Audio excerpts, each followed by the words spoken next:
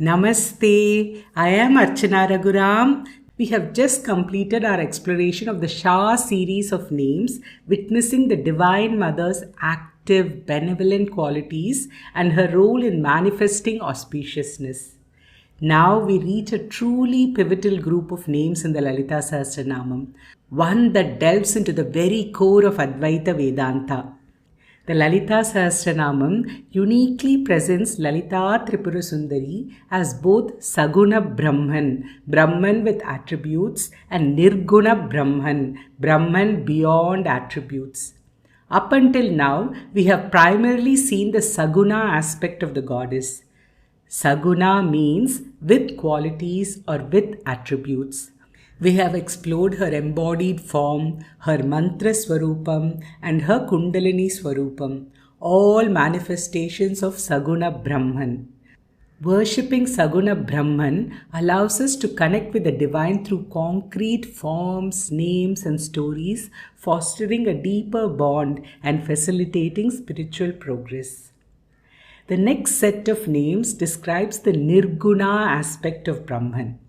In Advaita Vedanta, Nirguna Brahman is considered the ultimate reality, with Saguna Brahman serving as a means to realize this profound truth. The Sahasranamam thus functions as a unique scripture, guiding us from Saguna worship to the ultimate Nirguna realization, embodying the profound truth that Shakti is ultimately the attributeless Brahman, Sat Chit Ananda. Before we dive deeper into how the Lalita Sahasranamam describes the Nirguna Brahman through these names, I strongly recommend that you watch my video, Global Consciousness, a Vedantic and Scientific Perspective.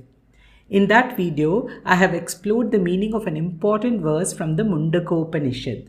This verse beautifully describes what Vedanta means when it refers to Nirguna Brahman. It will help you understand these names better. I have provided the link in the description. But how do we explain something that is beyond comprehension and cannot be compared to anything in the universe? Advaita Vedanta employs a unique teaching technique called Neti Neti, which means not this, not this. This is a core philosophical approach to understanding Brahman by systematically negating all that is not. Since Brahman is beyond all forms, attributes and conceptual understanding, it cannot be directly described. Instead, this method guides the seeker to progressively discard all limited, finite and conditioned aspects of existence, moving beyond the dualistic mind, which can only perceive the world through gunas or qualities or attributes. With the names 132 to 155, the Lalita Sahasranamam too employs this Neti Neti approach to unveil her nature as Nirguna Brahman. The prefix Nir in Sanskrit often denotes without, free from, beyond or devoid of. Therefore, many names in the series describe the Divine Mother in terms of what she is not or what she transcends. This points to her transcendental, unconditioned and attributeless Nirguna nature. Consider these names: Niradhara, Niranjana, Nirlepa, Nirmala, Nitya, Nirakara, Nirakula, Nirguna, Nishkala, Shanta, Nishkama, Nirupaplava, Nitya Mukta, Nirvikara, Nishprapancha, Nirashraya, Nitya Shuddha, Nitya Buddha, Niravadya, Nirantara, Nishkarana, Nishkalanka, Nirupadir, Nirishwara. That is why these names are aptly called Nishabda. This term has a dual meaning. It refers to names starting with Ni, and it also signifies wordless, beyond words or silent, perfectly encapsulating the ineffable nature of Brahman. By negating all conceivable attributes and limitations, the text systematically strips away our conditioned understandings, guiding us beyond the dualistic and conceptual mind and revealing the pure, unconditioned reality that is Lalita Tripura Sundari. This section of the hymn is strategically designed to lead us from a Saguna understanding to a Nirguna realization, effectively preparing us for the profound spiritual benefits and deeper insights described in the subsequent sections of the Sahasranama. The very first name we encounter in the Ni series sets the tone. Niradhara. It means she who has no other support, or simply without support. This apparent negation paradoxically affirms the goddess's absolute self-sufficiency and ultimate reality. Think about it. If she is the support of the entire universe, then by definition, she cannot be supported by anything else. This perfectly aligns with the Advaitic understanding of Brahman as causeless and the ultimate substratum of all existence, which itself requires no external support. Thus, this name immediately establishes Lalita Tripurasundari as the Parabrahman, the supreme reality, the uncaused cause, and the very foundation of all that is. Beyond this fundamental philosophical meaning, Niradhara also refers to a specific form of internal worship. The Lalita Sahasranama emphasizes that internal worship is considered superior to external forms of worship. Within internal worship, Niradhara worship is believed to yield immediate results, leading to a quicker realization of the self.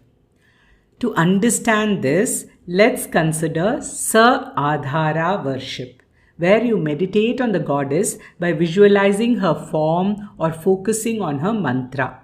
In this, you're using a prop, a form as a support. Hence, this form of internal worship is called Sa-adhara, with support. Niradhara worship, in contrast, is when you use no props, no specific form, and no mantra.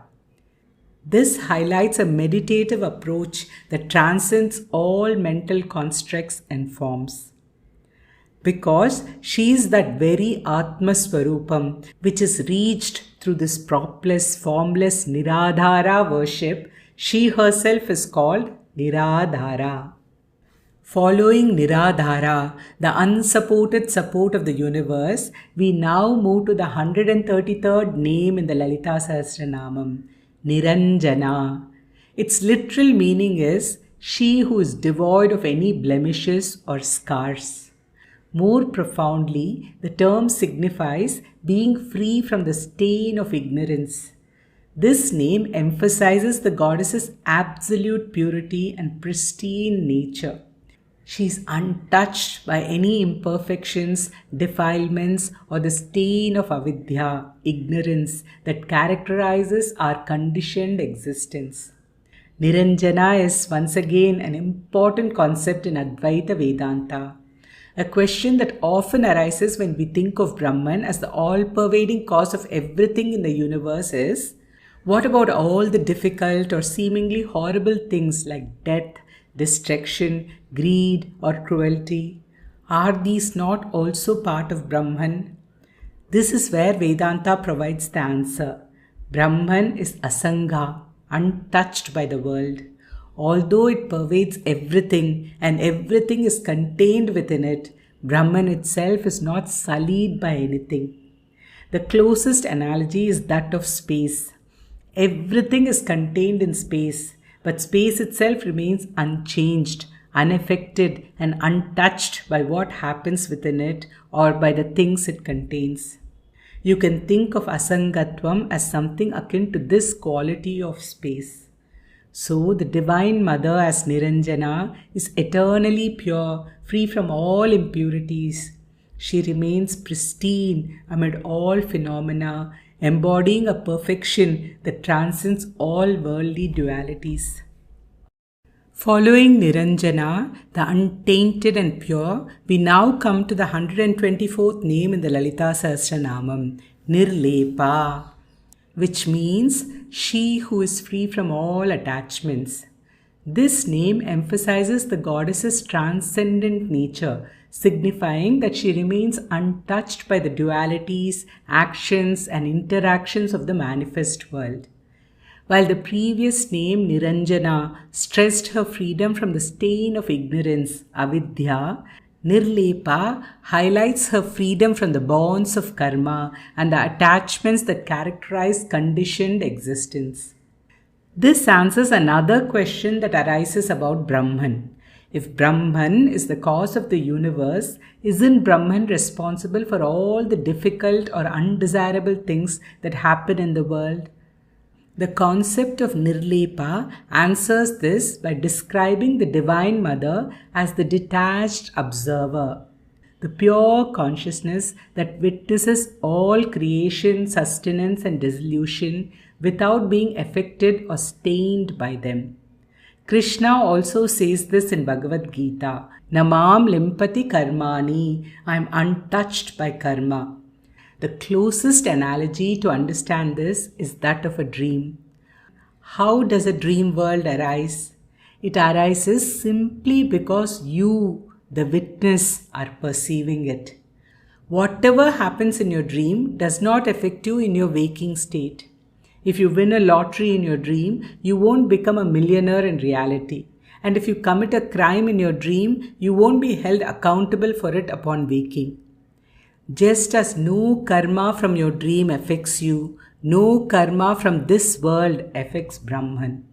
This perfectly aligns with the Advaitic understanding of Brahman, which is inherently pure and unaffected by the illusionary nature of Maya. Thus, as Nirlepa, Lalita Tripura Sundari is the ultimate unattached witness, untouched by the play of the universe. Following Nirlepa, the unattached witness, we now arrive at the 135th name in the Lalita Sahasranama, Nirmala. Its literal meaning is she who is free from all impurities. This name serves as a culmination of the previous insights into the Divine Mother's pristine nature. While Niranjana emphasized her freedom from stain of ignorance, Nirlepa highlighted her freedom from the effects of karma and attachments, Nirmala affirms that because she is free from these things, she is absolutely pristine and unblemished. Essentially, this name tells us that the Divine Mother is inherently pure, and this boundless, untainted purity is also the true nature of the self, Atma, within each of us. Following Nirmala, the spotlessly pure, we now arrive at the 136th name in the Lalita Sahasranama, Nitya. It means she who is eternal. And Nitya highlights the Divine Mother's timeless and unchanging nature. This name signifies that she exists beyond the cycles of creation, sustenance, and dissolution. She is not subject to birth, growth, decay, or death, affirming the everlasting quality of Brahman. In Advaita Vedanta, Brahman is understood as Anadi and Anantam, beginningless and endless. And Nitya directly reflects this fundamental characteristic. She is the constant, immutable substratum upon which all transient phenomena appear and disappear. This understanding resonates with the profound teaching Swatmaiva Devata Prokta Lalita Vishwa Vigraha. One's own self is Goddess Lalita. Thus, this name reminds us that this Nitya, eternal nature, is also the true unchanging essence of our own Atma. Following Nitya, we now encounter the 137th name in the Lalita Sahasranama, Nirakara. It means she who does not have any form. This name signifies that the Divine Mother transcends all physical and conceptual forms. Brahman, the ultimate reality, is inherently formless and cannot be confined to any particular shape, size, or manifestation. This understanding is vital for progressing on the path to self-realization, as it helps to dissolve the illusion of form and fosters a deeper connection with the unconditioned, attributeless Brahman. Throughout the Lalita Sahasranamam so far, we have described the goddess in various forms, her embodied form, her mantra swarupam, and her kundalini swarupam. Now, with Nirakara, we proclaim that she is formless. What does this seemingly contradictory idea mean? It is for the anugraham of the devotees. The formless Brahman lovingly takes on a form. Ramakrishna Paramhamsa offers a beautiful analogy to explain this profound concept. Think of Brahman as formless water. When this vast formless water encounters cold, which here symbolizes the intense bhakti and fervent love of devotees, it solidifies into a beautiful ice sculpture. This sculpture, though appearing to have a distinct form, is still fundamentally water. Similarly, the pure, formless, divine goddess, out of compassion for her devotees, manifests in various forms due to their love and devotion. But just as the sun's warmth can melt the ice sculpture back into its formless water state, when the sun of Jnanam rises in the devotee's heart, the manifested form melts away and the divine is again realized as the ultimate formless reality. All the names that describe her form were for the purpose of cultivating bhakti, while all these names are for Atma Jnanam, knowledge of the self.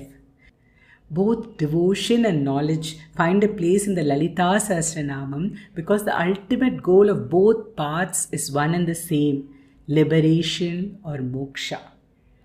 Contemplating the name Nirakara helps devotees understand the goddess's boundless and formless nature. It encourages us to move beyond the limitations of perceiving the divine solely through physical forms and to seek a deeper, more abstract understanding of ultimate reality. Meditating on Lalita Tripura Sundari as Nirakara leads us to realize that our own Atma is also formless and identical to the formless Brahman. Following Nirakara, the formless reality, we now turn to the 138th name in the Lalita Sahasranamam, Nirakula. This name means she who is never agitated. Nirakula highlights Lalita Devi's inherent state of perfect tranquility and unperturbed peace. She is utterly unaffected by cosmic events, the fluctuations of the phenomenal world, or any individual disturbances. She embodies the stillness of the Absolute, which remains serene and undisturbed regardless of the ceaseless activity and changes occurring within creation. This name encourages us to cultivate a similar state of inner calm and equanimity, recognizing that true peace isn't dependent on external circumstances but an inherent quality of the Atma, which is ultimately non-different from the unperturbed Brahman. Meditating on Lalita Tripura Sundari as Nirakula can inspire us to transcend mental agitation and emotional turbulence, leading to a state of profound inner tranquility and spiritual stability. In fact, it is primarily in this deep state of inner calm that we can truly realize the nature of Brahman and the nature of Atma. Therefore, Nirakula is also understood as the one who is perceived in this very state of absolute stillness. As Shankaracharya famously says in the Bhajagovindam, Nischala Tattve Jivan Muktihi. When the mind becomes still, it dwells in Brahman and attains liberation in this very life. Cultivating this stillness is vital for progressing on the path to self-realization, as it helps to dissolve the illusion of being disturbed by worldly events and fosters a deep connection with the unconditioned attributeless Brahman. Following Nirakula, the unperturbed peace, we now arrive at the 139th name in the Lalita Sahasranamam, Nirguna.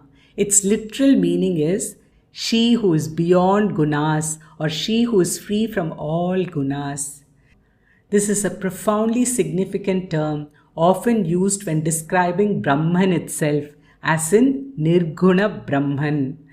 This name directly asserts that the Divine Mother transcends the three gunas, Sattva, Rajas and Tamas. These gunas are the fundamental qualities of Prakriti and are responsible for the formation of everything in the phenomenal world, including our own gross bodies.